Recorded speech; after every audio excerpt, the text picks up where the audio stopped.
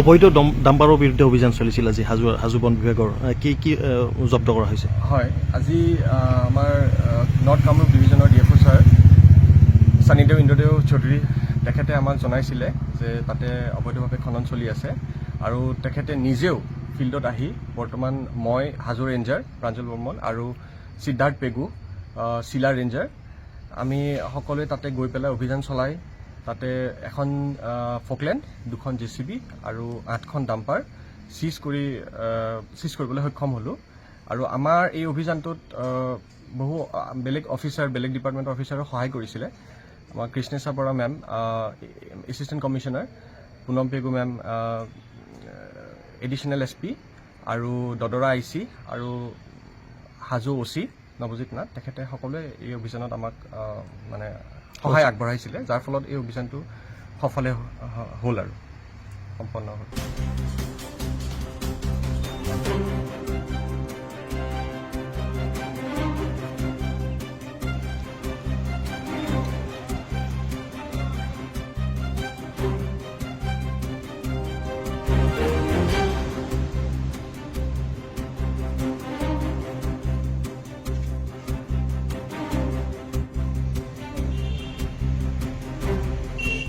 গাঁঠিৰ বিষ হওক কঁকালৰ বিষ হওক ৰাজহাড়ৰ বিষ ফ্ৰেকচাৰ যিকোনো ধৰণৰ বিষ বা শেহতীয়াকৈ হোৱা আঘাত হওক ইয়াৰ সৈতে আৰু জীয়াই থাকিব নালাগে।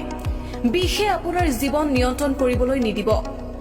আজি আহক বাবা AK মেডিকোছ সোণাপুৰ, য'ত উপলব্ধ অভিজ্ঞ অস্থিৰোগৰ বিশেষজ্ঞ ডক্টৰ PK পদ্মপতি। যিকোনো ধৰণৰ বিষজনিত আৰু আঘাতজনিত কাৰণত আপোনাৰ বাবে প্ৰতিটো সময়তে উপলব্ধ বাবা AK মেডিকোছ। সোমবাৰৰ পৰা শনিবাৰলৈ 10 বজাৰ পৰা 1:30 আপুনি পাব অস্থিৰোগৰ বিশেষজ্ঞক। ফোন কৰক আৰু বিষমুক্ত কাইলৈৰ দিশত প্ৰথম পদক্ষেপ লওক।